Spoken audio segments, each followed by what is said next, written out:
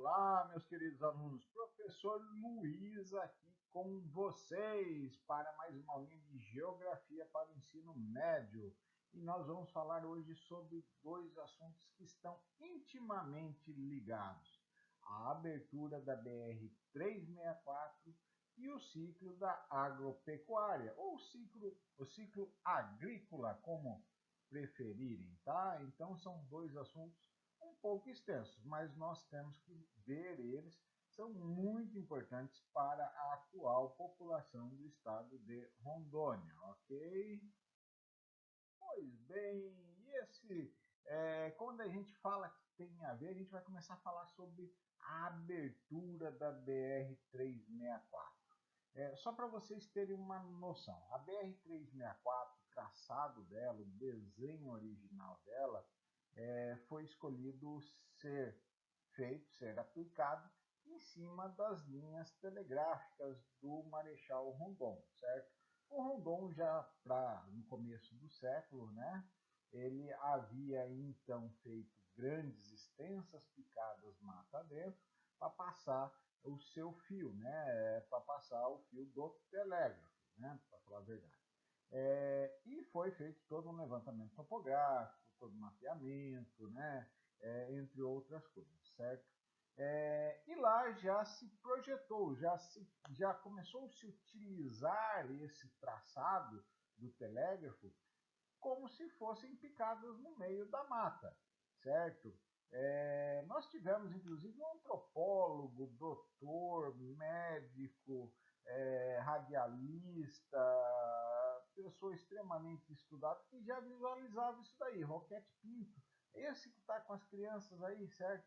Ele que vai fazer parte da chamada Comissão Rondon, chega então a visitar aqui nossa região, a conhecer nossos índios, tá? E ele já imagina, ele já pensa numa futura BR, onde hoje é essa BR, a BR-364, tá? A primeira tentativa de se fazer essa BR aconteceu ainda no governo do Aloysio Ferreira, certo? A chamada BR-29, certo? Que era a abertura ali de Porto Velho até onde hoje é Ariquemes, mais ou menos, certo? Inicialmente eles botaram, né, o nome como Amazonas Mato Grosso, sendo paralisado em 1945.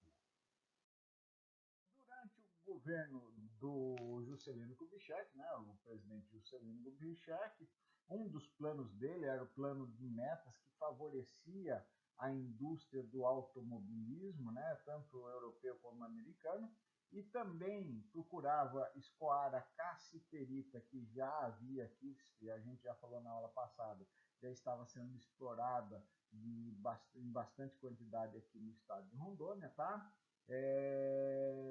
Tendo essas duas situações, o governador do território então de Rondônia, né, o coronel Paulo Leal, vai procurar o Juscelino, certo, em Brasília, e ele então sugere que seja feita essa BR, que ligasse Brasília ao Acre, certo?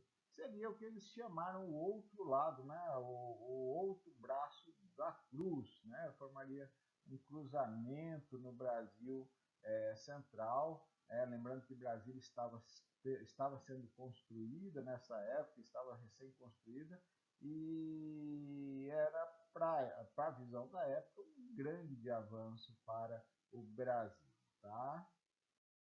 Então, essa BR ela foi autorizada aí através do decreto 47.933, tá? De 15 de março de 1960, que é a construção então da chamada inicialmente rodovia Brasília-Acre, a 029, atualmente a BR-364, certo? Não era asfaltada, tá, gente? Então essa BR, ela simplesmente vão se abrir essas linhas telegráficas, né, que saía lá de Cuiabá para tentar chegar lá no Acre, né, para chegar até Porto Velho, pelo menos entrar aí no estado de Rondônia, certo? Para manter as condições de tráfego para essa região, para ligar com as outras regiões do Brasil. Em 1965, o quinto BEC, né, junto com a Camargo Correia, vai concluir então a abertura da BR-364, ligando então Rondônia ao Centro-Sul e Nordeste, né, seguindo esse traçado, né, o traçado das linhas telegráficas do Marechal Rondon. Isso daí é lá do quinto BEC, lá em Porto Velho, né? Então é um batalhão de engenharia, certo? Eles estão muito ligados à pavimentação, à construção e desenvolvimento dessas BRs aqui na região. E a BR-364, né, além de ligar então Rondônia ao centro, sul e nordeste, vai trazer um contingente, uma população imensa de pessoas que vão vir lá do Brasil afora, principalmente do centro-oeste, sudeste brasileiro, certo? Também nordeste, outras regiões, para procurar terra, certo? Essas pessoas ficam sabendo da notícia de terras férteis ao longo da rodovia e vão vir aqui principalmente para estabelecer atividade agrícola, né? E ocupar todo o interior do estado, que estava muito desocupado, estava aí um vazio gigantesco. Bom, e aí a gente tem que fazer aí uma contextualização, tá? O Brasil na década de 60, 70, estava aí com uma grande tensão social, principalmente no meio agrícola, no meio das terras, né? Lá no Nordeste, no Centro-Sul, certo? E uma das formas de se estabelecer um modo de escape, né? Vamos dizer assim, uma válvula de escape a essa tensão social que era crescente na época, tá? Foi então abrir as rodovias no norte do Brasil, certo? A Belém-Brasília, a Transamazônica e a própria BR-364, entre outras, né? Isso também tinha aí um contexto internacional, porque basicamente do Uruguai, do Araguaia, desculpa, para cima do Brasil, era um extremo vazio, um desconhecido até então dos próprios brasileiros. Praticamente não havia poder público nessas regiões do Brasil, certo? E havia uma visão internacional aí de países querendo tomar, né, internacionalizar essa região amazônica, tá?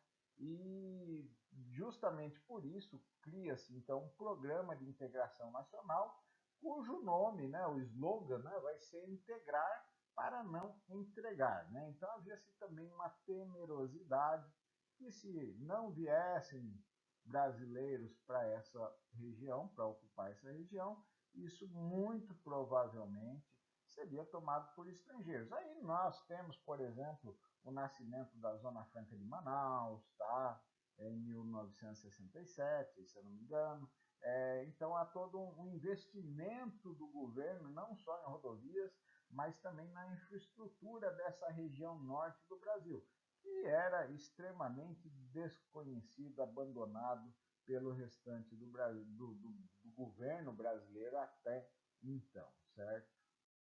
Essas rodovias, né, principalmente aqui, especificando mais na BR-364, vamos passar, né, por manchas de terras férteis, certo? E isso vai possibilitar, então, que venha um grande fluxo, intenso fluxo migratório, né, para o nosso território, para o território de Rondônia, tornando a agricultura a alternativa mais viável economicamente aqui em Rondônia, certo? Praticada principalmente por micros e pequenos produtores rurais, tá? Então o foco aqui nessa colonização é realmente o micro e pequeno produtor rural, é o assentamento de colonos vindo de outras regiões do Brasil. Essas tensões na área rural, né, elas vão ocorrer principalmente na região sul, sudeste, centro-oeste, nordeste também, tá?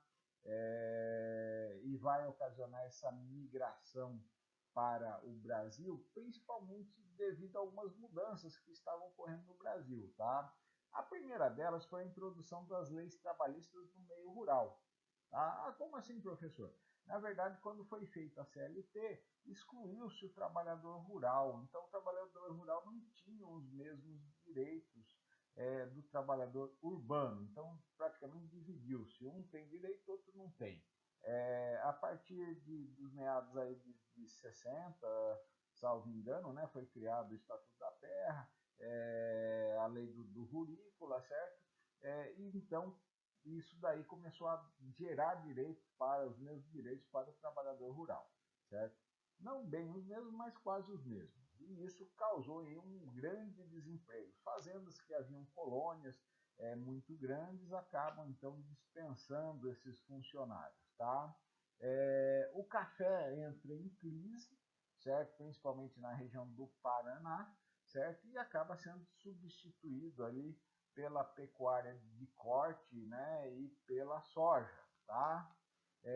Também o período da mecanização das lavouras, tá? Então começa a entrar uma tecnologia nova, o uso dos tratores, dos maquinários agrícolas, né, dos implementos agrícolas, e isso vai mudar o cenário. Além de, principalmente no sudeste brasileiro, no sul e sudeste, a criação de usinas e barragens hidrelétricas, tá? Essas barragens, principalmente de época, as primeiras barragens, elas inundam imensas áreas de terra e acabam expulsando, né?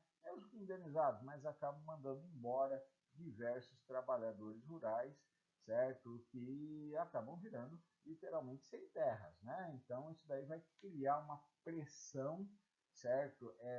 Dessa população que dependia da terra para viver, mas que não tinha mais como viver da terra, certo? Não no sudeste, não no centro-oeste, não no próprio nordeste ou no sul do Brasil. O estado de Rondônia, então, acaba catalisando, acaba se transformando aí no maior receptor desses excedentes populacionais, tá? Começa a receber numerosos contingentes de famílias migrantes, tá? Para vocês terem uma ideia, a população não chegava a 37 mil habitantes em 1950, 20 anos depois, 1970, 111.064 habitantes. Já na década de 80, multiplicou-se por 5, né? 503 milhões de habitantes. E em 1991, certo? Praticamente já quando já estava estabilizada a situação, 1.130.000 habitantes, né? Então, assim, são números fabulosos para o período, certo? O crescimento populacional, pessoas que vão vir de toda a região do Brasil, tá? Hoje se constata, por exemplo, que o maior número de imigrantes, né, são de origem de Minas Gerais, Paraná, São Paulo e Espírito Santo. Há uma pequena diferença aí entre o número de homens e mulheres, principalmente nascidos no Nordeste. Provavelmente os rapazes, né, do Centro-Sul, do Centro-Oeste, do Nordeste, eles eram mais facilmente vinham sozinhos, né? Enquanto que as mulheres não. Então, mas esses são os dados, são algumas características dessa migração aqui para Rondônia. Muito bem, e como é que se deu esse tipo de colonização? Essas colonizações não se deram por acaso, né? As pessoas simplesmente não pegaram um caminhão, um pau de arara, como era conhecido popularmente, e desciam aqui a esmo e iam pegando terra. Na verdade, houve, inclusive, principalmente no início, um incentivo muito grande, certo? O governo forneceu uma infraestrutura para isso, né? Principalmente através do INCRA, tá? E vai se estabelecer, então, planos, né? Projetos para poder fazer esse assentamento dessas pessoas na região. Esses planos, esses projetos, eles vão ficar conhecidos como Projeto de Integração de Colonização, ou PIC, certo? Projeto de Assentamento Dirigido, PAD, projeto de assentamento, PA, e projetos de assentamentos rápidos, PAR, certo? Então, nessa época se usava muito essas siglas, tá? Então, vão se conhecer aí, então, através disso daí, inicialmente, dessa forma. O governo vai chamar, vai atrair as pessoas de outros estados para que venha viver, que venha mudar, então, para a região de Rondônia. E por trás de todos esses projetos está nada mais, nada menos que o INCRA, né? Instituto Nacional de Colonização e Reforma Agrária. Ele que vai ser, então, responsável pelo assentamento. Tanto é que se fala que de Rondônia, que hoje tem 52 municípios, né? Dos 52, 50 foram iniciados pelo INCRA, tá? Na verdade, a gente pode considerar isso somente Porto Velho e Guajará-Mirim, que não, os demais municípios, todos, né, sem exceção, são projetos fundiários estabelecidos pelo INCRA. A gente anda aí nessas linhas, nessas capas, certo? Nessas demarcações, isso tudo foi feito pelo INCRA. Todos esses lotes que nós temos aí, inclusive urbanos, tá? Eles são repassados do INCRA para o estado, do estado para um município, tá? Então, o processo de ocupação urbano, né, humano, desculpa, aqui em Rondônia, está ligado exclusivamente e foi executado pelo INCRA, tá? Por esses projetos, né, projeto PIC em Ouro Preto em 1970, que é o grande chamariz, a grande estrela, né? Ele que vai lá no meio do estado se espalhar para o restante do estado, tá? Projeto de assentamento dirigido como PAD Burereiro, ali de Ariquemes, em 1974, né? Que traria, né? Que iam criar, então, políticas destinadas à ocupação da Amazônia rondoniense, tá? Então, o INCRA, hoje a gente passa lá, aquele prédio que ninguém sabe por que está ali, mas ele é o principal responsável pela criação, pelo desenho, pela formação do nosso estado aqui de Rondônia.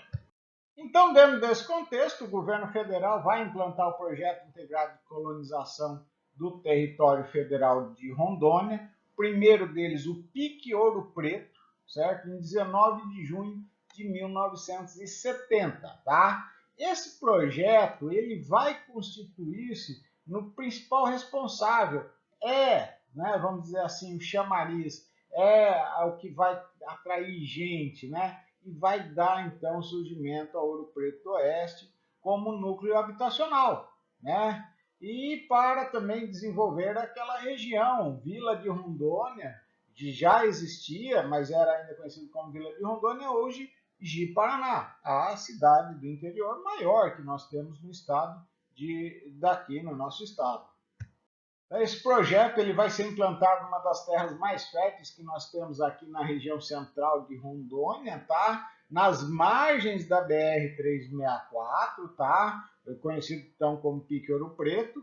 Alvo de divulgação oficial, é lá que se faz a propaganda oficial dessa colonização, principalmente no centro-oeste, no sudeste e sul do Brasil.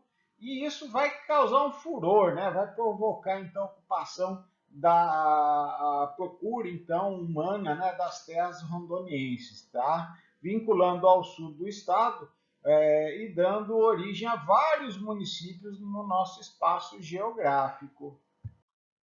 Outros projetos também com vista a ordenar essa migração são então criados, como por exemplo o projeto no município de Guajará-Mirim, né, lá que é ocupado primeiramente, né, inicialmente pela Vila Iata, o INCRA criou-se então em 1971 o PIC Sidney Girão, né, naquele município, às margens da BR 425, né, 425, faixa de fronteira com a Bolívia, certo? Entre os parques indígenas Lages e Ribeirão, tá? Esse projeto vai dar, então, surgimento ao núcleo urbano, onde hoje é Vila Nova Mamoré. Beleza? pessoas começam a chegar do sul, sudeste, centro-oeste, nordeste, começa a vir em grande quantidade, tá? E aí o inevitável começa a acontecer, né? Começa a acumular gente demais, o próprio INCA não está dando conta de assentar tanta gente. Aparecem algumas empresas particulares de colonização, como é o caso de Espigão do Oeste, tá? Mas vai começar a ter, então, uma disputa, vai começar a ter os primeiros conflitos de terra, principalmente ali na região do Riozinho, Cacoal, certo? Onde há uma concentração muito grande de gente, tá? Todo mundo procurando tomar posse de terras, e cada vez mais gente chegando. E para tentar atender tudo isso, o INCRA vai, então, aumentando seus projetos, né? Cria-se, então, o PIC Paraná, né? Que atende, então, a região de Cacoal. Isso aí em 1972, no dia 17 de junho de 72, tá? Vai constituir pelos setores de Paraná, Abaitará, aqui em Pimenta, né? Rolim de Moura, Prosperidade, Gleba Tatu, certo? Projeto, então, que vai proporcionar o ordenamento da cidade de Cacoal, vai contribuir decisivamente para a criação de importantes núcleos populacionais, ou seja, cidades como Rolim de Moura, Santa Luzia, Nova Brasilândia do Oeste, certo? Além de apoiar a ocupação das terras devolutas no interior do estado, do nosso estado. Na região do Guaporé, em 73, cria-se também o PIC Paulo de Assis Ribeiro, na Gleba Guaporé, a 100 quilômetros de Vila de Vilhena, certo? Na mesma distância, mais ou menos 100 quilômetros, da BR-364. Hoje dá origem aí à cidade de Colorado do Oeste. Em Ariquemes, o INCRA vai estabelecer o padre burareiro, né? Esse padre burareiro visava, na época, lembrando que aquela região já era região de extração de casterita, né? Garimpagem, tá?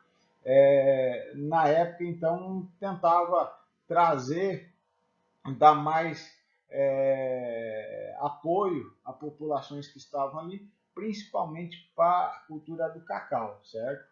E vão passar a atender aí as comunidades, principalmente que viviam do extrativismo, né, da borracha, e também do garimpo da cassiterita. E esse padre burareiro, né, como é conhecido, ele então vai introduzir a cultura do cacau na região, principalmente com a migração em pequenos e micros produtores vindos lá do estado da Bahia, certo? Que eram conhecidos como burareiros, que já mexiam com o cacau lá, eles já conheciam da cultura do cacau, certo? Isso daí vai expandindo cada vez mais, são os chamados assentamentos dirigidos, certo? Que vai proporcionar também aí o nascimento de Cacaulândia e Teobroma, certo? Outros núcleos urbanos, então, aqui do estado. Em 25 de janeiro de 75, né, o INCA cria em Ariquemes também o Padre Marechal Dutra, também com a finalidade de promover a exploração agropecuária das terras que suportassem uma exploração mais extensiva, tá? Esse projeto impulsionou o crescimento econômico da então Vila de Ariquemes e acaba então ordenando o processo de povoamento tanto urbano quanto rural da região. E cada vez mais e mais migrantes vindo para ocupar as terras, principalmente da região central aí do estado de Rondônia, né? O INCRA vai ampliar as suas jurisdições, né, com o PIC Ouro Preto, para então atender agricultores que diariamente chegavam em grandes levas do território, tá? Pleiteando modos de terra para constituírem propriedades. Desmembra-se o PIC Ouro Preto, tá? Para facilitar então as atividades de direcionamento, né, de direção desses PICs, e criam-se mais o PIC André Adolfo Roth, na sede, né, na localidade de Jaru, certo? Vai dar então origem aí à cidade de Jaru. É importante explicar que não era simplesmente chegar da terra e entregar a pessoa à sorte, não. Principalmente nos lotes menores, né, de 50 a 100 hectares, havia também assistência técnica rural, certo? Havia aí a construção das linhas, certo? A repartição dos lotes, o INCRA financiava inclusive uma motosserra e uma casinha, em alguns casos, tá? Para a pessoa ter um começo. Havia toda uma estrutura, na verdade, uma infraestrutura para assentar esses povos na região. Também assentamentos aí destinados a pequenos e médios empresários rurais, né, que iam de 100 a 1.000 hectares, tá? Aí também havia uma interferência mais parcial do governo, certo? Houve também aí até 2.000 hectares para agropecuárias, né? Isso daí em outras regiões não foram tantos, mas já chegou a ter terras destinadas para essa faixa de propriedades, tá? Além dos projetos de assentamento, então, o INCRA criou 4 projetos fundiários de jurisdição do território de Rondônia, onde se desenvolveu ações de regularização fundiária, certo? E ordenou a ocupação de áreas não incluídas no PAD ou nos PICs. Então, esses projetos fundiários, né, de Rondônia, que são originários, então, do antigo projeto, certo? São eles o projeto fundiário do Alto Madeira, com sede em Porto Velho, projeto fundiário Jaru Ouro Preto, com sede então Vila de Rondônia, hoje de Paraná, projeto fundiário Corumbiara, certo? Com sede aqui em Pimenta Bueno, e o projeto fundiário de Guajará-Mirim, com sede então naquele município lá em Guajará. Bom, então esses projetos fundiários são de grande importância para o ordenamento da ocupação humana espontânea na região, nas áreas, né, inseridas entre os PICs e os PADs, tá? E vão contribuir com o desenvolvimento das cidades e as sedes, né, das cidades que são sedes e suas adjacências, tá? A estratégia política de atuação maciça na organização fundiária de Rondônia que acabou transformando o INCRA no maior investidor oficial da região. Só para vocês terem uma ideia, em 1970 até 1977, o orçamento de Rondônia era inferior, certo, ao do próprio INCRA, certo? O território de Rondônia tinha menos dinheiro, recebia menos dinheiro do que o INCRA. É curioso, em 1977 é a criação dos municípios, né? Aqui do interior. Vilhena, Pimenta Bueno, Ji-Paraná, Cacoal, Ariquemes, certo? Então, essa a criação desses municípios. Aí, então, começa ao território receber um pouco mais de dinheiro do que o próprio INCRA.